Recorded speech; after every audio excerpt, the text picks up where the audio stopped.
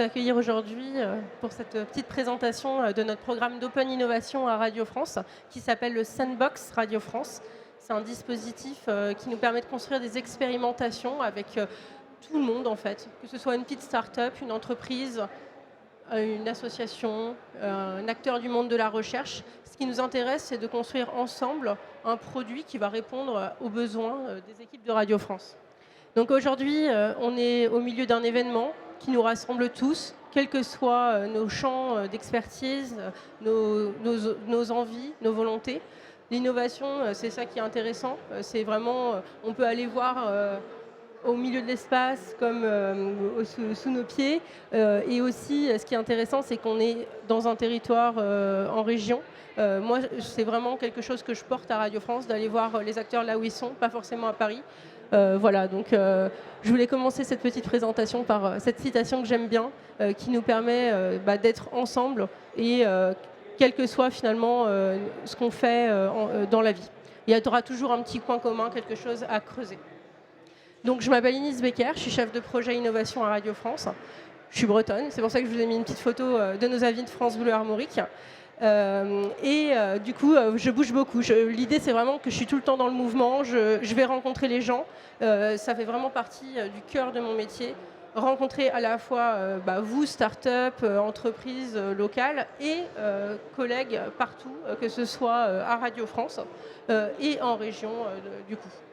Donc, vous reconnaîtrez peut-être pour certains la Maison de la Radio et de la Musique. Qui est très grande. En fait, si vous faites le tour de la Maison de la Radio, ça fait à peu près 500 mètres. Ce qui montre un peu l'étendue des métiers, parce que forcément, vous pensez Radio France, vous pensez radio, pour certains, peut-être France Info, France Inter. En fait, c'est une très, très grande maison. Il y a plein de métiers. Et d'ailleurs, comme je disais, Radio France, c'est effectivement cette maison de la radio et de la musique, mais aussi toutes les locales. Il y en a 44 différentes en France. Et les champs d'expertise sont extrêmement larges. Et donc les champs d'expérimentation le sont tout autant. Là, vous avez des petites images qui montrent un peu différents sujets, à la fois l'événementiel, qui est hyper important, les spectacles, les concerts à la Maison de la Radio et de la musique. Donc là, c'est l'auditorium que vous voyez à droite.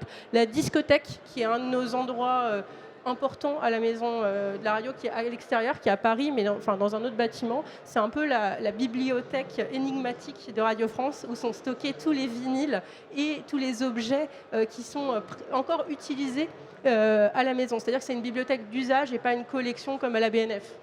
Voilà, vous avez des concerts en extérieur, etc. Je vous montre tout ça parce que c'est intéressant d'avoir une approche et de se dire, OK, en fait, on peut expérimenter, on peut faire des choses avec Radio France sans être dans l'innovation média, audio, radio, musique. Mais en fait, voilà, les sujets sont très larges. Et moi, quand je vais rencontrer les équipes, comprendre c'est quoi leurs besoins, c'est pas uniquement les équipes de journalistes, ça peut aussi être des équipes RH, des équipes juridiques, des équipes financières, etc. Ou alors ceux qui vont construire un peu ce que va être le média de demain dans les voitures connectées. Là, vous voyez un casque, c'est à l'hôtel de la Marine. Donc là, c'est carrément dans un musée. Qu'est-ce qu'on peut faire concrètement pour être présent en tant qu'acteur de culture? Innover avec Radio France, c'est aussi évoluer dans un écosystème qu'on essaie de créer où on va être au sein d'un réseau de partenaires. Donc ici, on est partenaire avec la French Tech Alpes, qui est pas loin dans le salon. On est aussi partenaire avec des acteurs dynamiques, et donc en région, comme par exemple l'incubateur Belle de Mai qui est à Marseille, Pleine Image qui est à Roubaix, Paris Senco à Paris bien sûr, la Mêlée à Toulouse et dans l'Occitanie, etc. Et aussi, donc ça va des partenariats ultra locaux comme cela à des partenariats plutôt européens comme le Future Media Hubs, qui est assez intéressant pour les collaborations qu'on fait dans les expérimentations, parce qu'en fait, chaque start-up avec qui on est amené à travailler, donc je dis start-up pour résumer, mais comme je disais, c'est start-up, associations, entreprises plus ou moins grandes, etc. Bref, tous ceux qui veulent bien bosser avec nous quelque part, peuvent bénéficier de tout ce réseau de partenaires. C'est vraiment intéressant. Donc, dans le Future Media Hub, c'est un groupement de médias privés et publics européens qui se rejoignent pour parler des expérimentations en cours, de l'open innovation, etc. Et on s'échange nos start-up. C'est-à-dire qu'on a un niveau de confiance où on va dire, voilà, moi je fais une expérimentation avec telle start-up, voilà ce que j'en retiens. Et en fait, le test qui sera mené par un des membres du groupe pourra valoir en fait comme preuve de concept pour les autres. Et c'est déjà arrivé que d'autres médias achètent directement la solution après le test d'un des membres du groupe. Tout ce réseau de partenaires, ce qui est intéressant, c'est que ça nous permet d'être vraiment au contact avec les acteurs qui font l'industrie de demain, que ce soit médias ou en général sur la tech, l'innovation. Donc concrètement, on se réunit, on travaille ensemble, comme vous pouvez le voir à droite, on est actif au sein de communautés. On fait des prises de parole comme aujourd'hui pour pouvoir être directement à la rencontre des startups ou voir carrément, on échange. Donc là, c'était la French Tech de Bordeaux. On est concrètement dans la rencontre avec les startups et les acteurs de demain. Ça veut dire que demain, vous voulez me contacter, que ce soit sur LinkedIn ou justement via la French Tech Alpes ici, il y a des rendez-vous qui sont proposés, des permanences en fait, où on peut échanger, on peut vous pitcher votre solution et on essaye de voir concrètement quelle équipe peut être intéressée par votre solution. En fait, moi, je suis là comme intermédiaire, comme facilitatrice de la démarche. C'est-à-dire que je ne vais jamais juger votre solution en disant « bah non, c'est pas du tout Radio France ». C'est pas du tout ça. L'idée, c'est que j'aille déterminer « ok, votre solution, elle concerne tel champ ». Moi, mon but, c'est d'aller voir quelle équipe de Radio France pourrait potentiellement être intéressée par une expérimentation, de voir si j'ai déjà eu un besoin qui a été nommé sur ce sujet et d'aller connecter les bons esprits. Et dans l'idéal, connecter aussi en région directement, c'est-à-dire que vous êtes basé à Grenoble, on va peut-être essayer de faire quelque chose d'abord au niveau de la France Bleu locale, parce que ça a du sens, parce que vous êtes tous les deux sur le territoire. Après, vous travaillez sur le juridique, sur le RH, sur les RSE, etc. Évidemment, on va aussi connecter avec les gens de Paris qui travaillent sur ces questions-là, dans la bonne intelligence finalement collective. Alors, du coup, le Sandbox Radio France, qui est le programme qu'on propose, qui répond à ces problématiques-là, concrètement, donc c'est le nom du dispositif, qui a quelques règles, mais très simples, qui est conventionné, qui nous permet donc de travailler 3-4 mois en expérimentation commune avec une équipe métier de Radio France. Donc concrètement, on se rencontre, on fait des petites démos, on voit si ça match ou pas. Ensuite, on se met d'accord, on fait un kick-off ensemble où on va déterminer des objectifs chiffrés, KPI, vraiment basiques, mais importants pour suivre l'expérimentation. Moi, je suis toujours là en facilitatrice du début à la fin. Je vous fais signer la convention, j'organise les rencontres avec les équipes, ou l'équipe en question. Je vous aide à organiser vos objectifs. Ce qui est intéressant, je pense, c'est que c'est une expérimentation gratuite qui dure du coup 3 à 4 mois et j'insiste beaucoup sur ça dès le départ, sur du coup pourquoi vous voulez bosser avec nous. On est un service public, on va vous amener certes de la visibilité, on va être dans votre portfolio d'expérimentation, preuve de concept passé, certes, mais du coup concrètement vraiment qu'est-ce que ça va vous apporter. Et donc on va construire des objectifs côté Radio France, bien sûr, mais aussi pour vous, parce que si vous voulez passer 3 à 4 mois avec nous, on ne va pas être votre client, vu qu'on est un service public, on ne peut pas vous promettre un achat de solution dans la foulée. Du coup, il faut vraiment se questionner sur la démarche R&D, qu'est-ce que ça va vous apporter, qu'est-ce que vous voulez tester concrètement. Du coup, vous allez bénéficier d'être avec l'équipe métier en question, donc elle va pouvoir vous donner ses retours. On organise des rencontres mensuelles en général, après ça dépend de chaque projet, où on va faire le suivi de ses objectifs et on va être vraiment très précis sur concrètement, voilà, qu'est-ce que ça vous a apporté. Deuxième point, c'est du coup les axes et priorités stratégiques. J'ai insisté tout à l'heure sur le fait qu'on est très large et qu'on fait plein de choses et pas que de la radio finalement. Du coup, en fait, les directions transverses vont être vraiment très intéressées pour suivre les expérimentations avec vous. Et les sujets, je vous ai fait un petit nuage de ce sur quoi on a déjà travaillé dans des sandbox. Après, c'est extrêmement libre et en fait, moi, je demande qu'à rencontrer d'autres équipes de Radio France. On est à peu près 3000 dans la maison. Du coup, les sujets sont vraiment très, très variés et finalement, je dirais les axes et priorités, c'est ceux qui sont construits par notre présidente chaque année, qui nous permet d'avoir des grands objectifs. Là, cette année, clairement, l'intelligence artificielle, ça va faire partie des choses qu'on va vouloir tester. Après, en fait, c'est extrêmement large et il n'y a pas de limite. Enfin, du coup, vous avez plein d'informations qui sont sur le site web Hyper Radio, qui est aussi une newsletter sur l'audio et l'innovation qu'on construit de manière hebdomadaire. Je vous conseille de vous abonner si ça vous dit. On est présent sur X et sur Blue Sky avec le compte RFNVX, nouveau média dans l'idée. et sur LinkedIn avec Radio France Numérique et Stratégie d'innovation.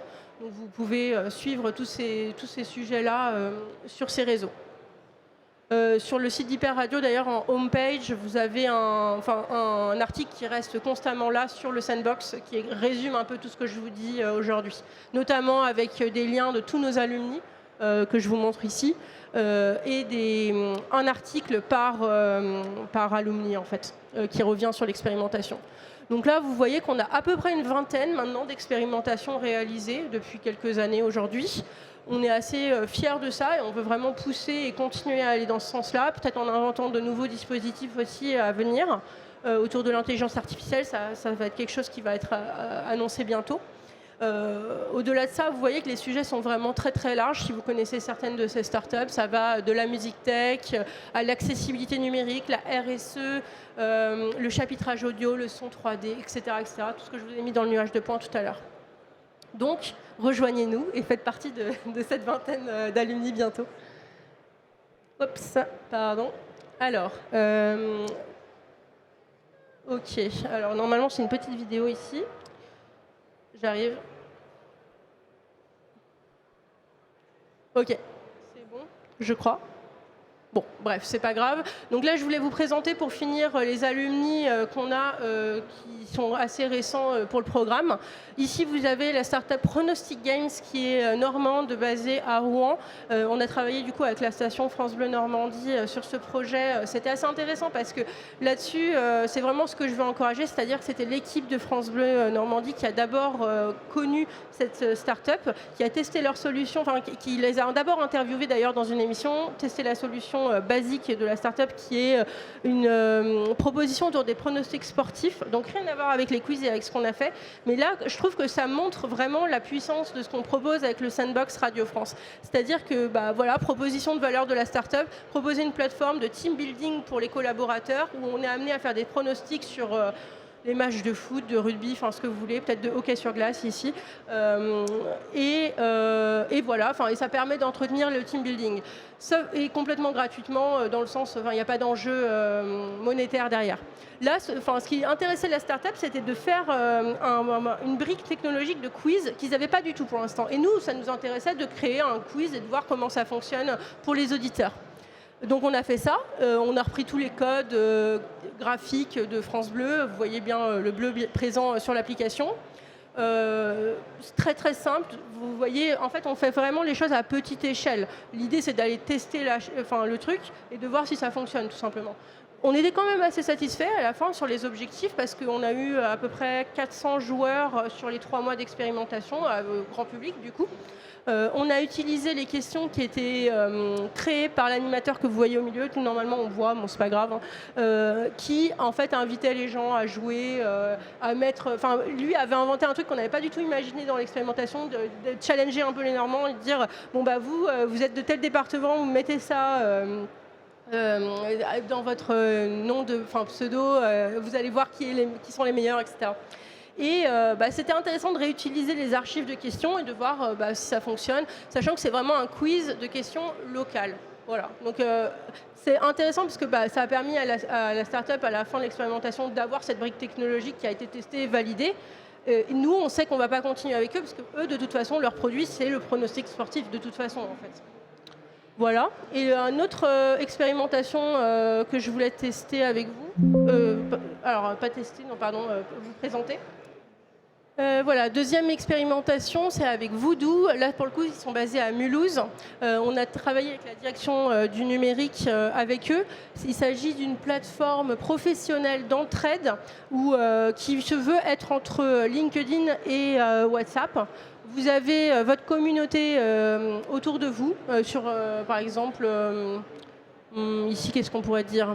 Je ne sais pas, moi, le ski. Donc, du coup, vous connaissez plein d'acteurs qui travaillent là-dedans, mais vous, individuellement, vous connaissez peut-être 50 personnes.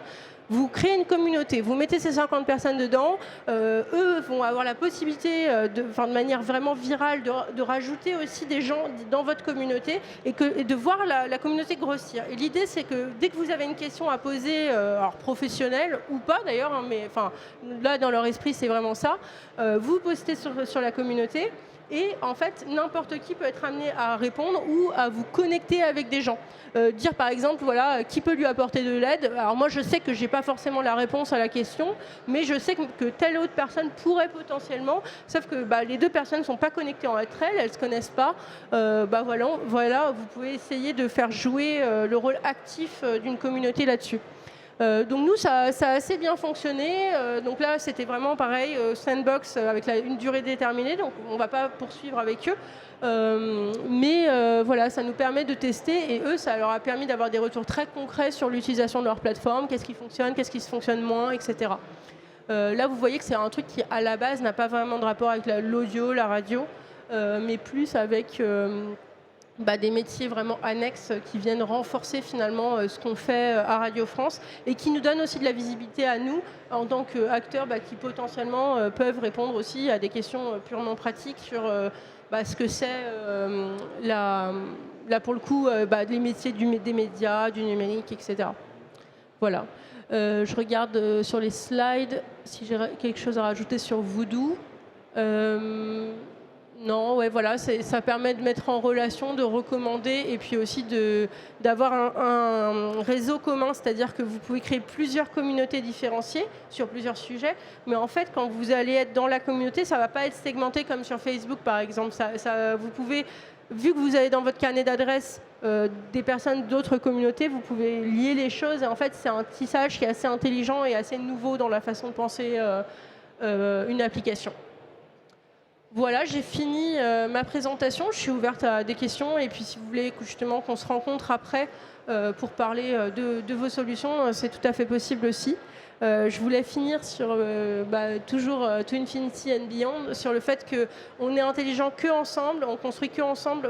Et c'est vraiment la politique qu'on a aujourd'hui à Radio France. On est un service public, donc ça ne nous sert pas d'aller chercher à bosser qu'avec des géants. Aujourd'hui, la manière dont c'est fait, on passe des appels d'offres, des choses comme ça. Là, ça permet aussi de simplifier et de faciliter le processus pour aller travailler de manière plus intelligente, plus agile aussi, sans parler d'agilité, un mot à la mode, j'ai envie de dire, mais de manière vraiment concrète, de tester des choses, de voir si ça fonctionne, et que ce soit pour vous ou pour nous, normalement, c'est d'apporter de la plus-value. Voilà.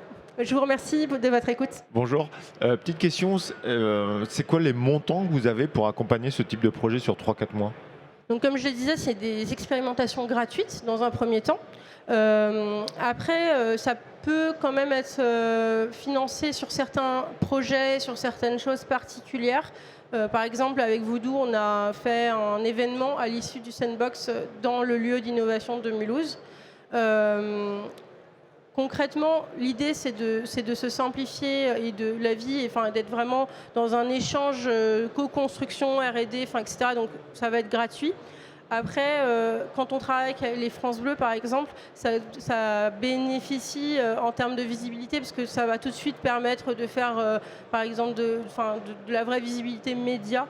Et là-dessus, c'est un peu les choses qui sont de l'argent interne, mais qu'on va solliciter sur certaines choses. Voilà. Comment ? Voilà, oui, c'est ça. Ouais. C'est nous qui allons prendre en charge. C'est pas un accélérateur ou un incubateur dans le sens où on n'accompagne pas les projets, on vous loge pas pendant les 3-4 mois. Mais par contre, sur tous les petits points qui pourraient être payants pour vous, vu qu'on n'est pas client, on ne va pas vous demander un investissement. Et du coup, même dans le développement technologique, par exemple, qu'il pourrait y avoir besoin sur certaines solutions, on va être au minimum du minimum à chaque fois. Dans la petite échelle, vu que c'est très court de toute façon, et si besoin il y a de financer quelque chose, normalement on est là. Voilà.